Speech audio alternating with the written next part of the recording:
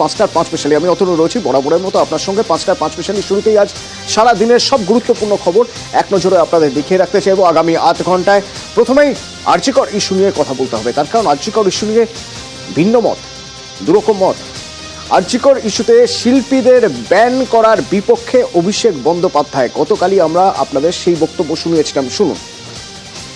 কে কোথায় রাস্তায় নেমে কিভাবে প্রতিবাদ করবে সেটা যেমন তার এখতিয়ার। আমি জোর জবরদস্তি কারোর মাথায় কিছু চাপিয়ে দিতে চাই না। আমি মেলা কমিটিতে রয়েছি, আমার এলাকায় একটা ফাংশন হবে, সেখানে কতজন লোক আসবে, কে মঞ্চ বাঁধবে, কে লাইট লাগাবে, কে সাউন্ড লাগাবে, কে গান গাইবে, কি খাবারের প্যাকেট আসবে, সে সিদ্ধান্ত তো আমার, মানে যে অর্গানাইজ করছে তার। যেমন একজনের রাস্তায় নেমে প্রতিবাদ করার স্বাধীনতা আছে, এটাকে সেভাবে দেখা, সেই দৃষ্টিভঙ্গি থেকে দেখা একদমই ঠিক নয়। পার্টির তরফ থেকে তো কেউ নির্দেশ দেয়নি। মমতা বন্দ্যোপাধ্যায় কিছু বলেছে, আমি পার্টির জেনারেল সেক্রেটারি কিছু বলেছি। আমরা সবার স্বাধীনতায় বিশ্বাস করি। আমার কাছে 4 দিন আগে একজন শিল্পীর ফোন এসেছিল, সে বলল যে আমি শুনতে পেরেছি যে আরজি করার সময় আমরা প্রতিবাদ করেছিলাম বলে আমার একটা সেখানে শো করার কথা ছিল, হঠাৎ করে আমায় ক্যান্সেল করে দিয়েছে। আমি সঙ্গে সঙ্গে মেলা কমিটির সদস্য বা সভাপতি বা যারা কমিটিতে রয়েছে তাদের সাথে যোগাযোগ করি। তারা বলে যে এমন কোনো বিষয়ই নয়, এবং যিনি ফোন করেছিলেন তিনি প্রোগ্রামটা করছেন। ভাই, এটাই তো বাংলার সাথে অন্য রাজ্যের পার্থক্য। প্রতিবাদ কেন করবে না?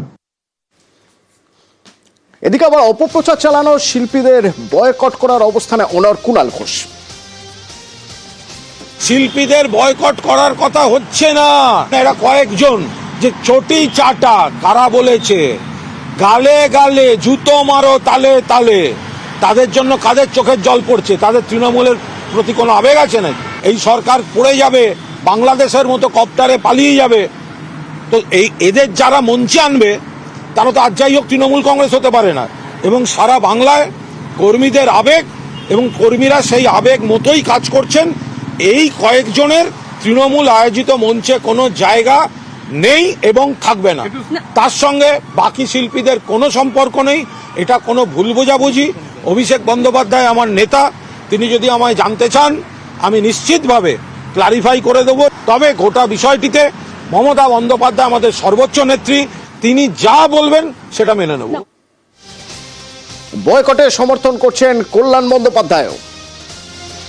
বেশ কিছু শিল্পী তারা আন্দোলনের নামে মমতা বন্দ্যোপাধ্যায়ের বিরুদ্ধে কুৎসা রটাচ্ছিল। আন্দোলন করার অধিকার আছে, শিল্পী থেকে আরম্ভ করে সবাইকারই রয়েছে, কিন্তু যে শিল্পী বা যে মানুষ মমতা বন্দ্যোপাধ্যায়ের বিরুদ্ধে ব্যক্তিগত কুৎসা করবে, যা তা বলবে, ট্রোল করবে দিনের পর দিন, তাদের আমি সমর্থন করব না। এবং তারা কেন তৃণমূলের প্রোগ্রামে আসবে এ কথা বলার অধিকার আমারও আছে। এরা শিল্পী বলে যা ইচ্ছা তাই করবে, শুধু তাদেরই অধিকার আছে, তাদেরই, আমাদের নেই। মমতা বন্দ্যোপাধ্যায়ের বিরুদ্ধে যারা কুৎসা রটিয়েছে সেই সব শিল্পীদের না ডাকা উচিত। আর আমার কনস্টিটুয়েন্সির মধ্যে কোথাও ডাকলে আমি নিজে যে সামনে দাঁড়িয়ে স্লোগান তুলব। ব্রাত্য বসু বলছেন চূড়ান্ত সিদ্ধান্ত নেত্রী।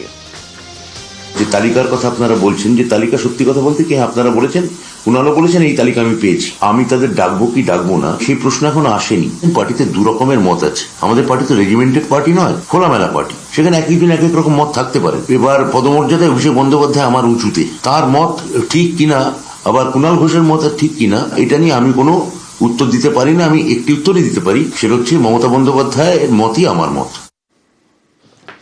সরাসরি আমার সঙ্গে আবির রয়েছেন, বিষয়ে একবার কথা বলবো। আবির, এ বিষয়ে দলীয় কোনো নির্দেশ রয়েছে?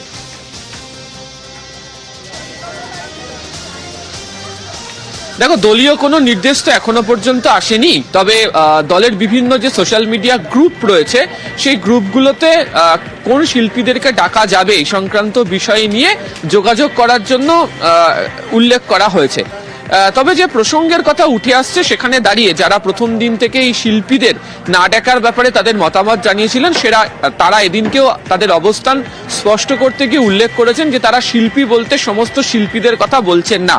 যে বা যারা আরজিকর কাণ্ডের আবহে দাঁড়িয়ে মমতা বন্দ্যোপাধ্যায়, রাজ্য সরকার অর্থাৎ প্রশাসন, শাসক দল এবং শাসক দলের বেশ কিছু নেতৃত্বকে যে ধরনের ভাষায় এই সমস্ত নেতাদের বক্তব্য হচ্ছে কুকথা, কটূক্তি, যে ধরনের শব্দবন্ধ ব্যবহার করে বলা হচ্ছে, তাদেরকে ডাকার ব্যাপারে তারা আবেগ যে দলীয় কর্মীদের জড়িত রয়েছে সেই প্রসঙ্গের কথা উল্লেখ করেছেন এবং সেখানে তাকে না ডাকার কথা বলেছেন।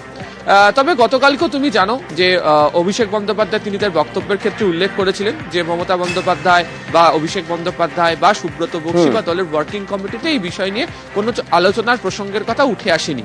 তবে যেহেতু দলের বিভিন্ন নেতা এই প্রসঙ্গে একাধিক রকমের কথা বলছেন, তাতে মনে করা হচ্ছে যে দল হয়তো শীঘ্রই তাদের অবস্থান স্পষ্ট করে দিতে পারেন।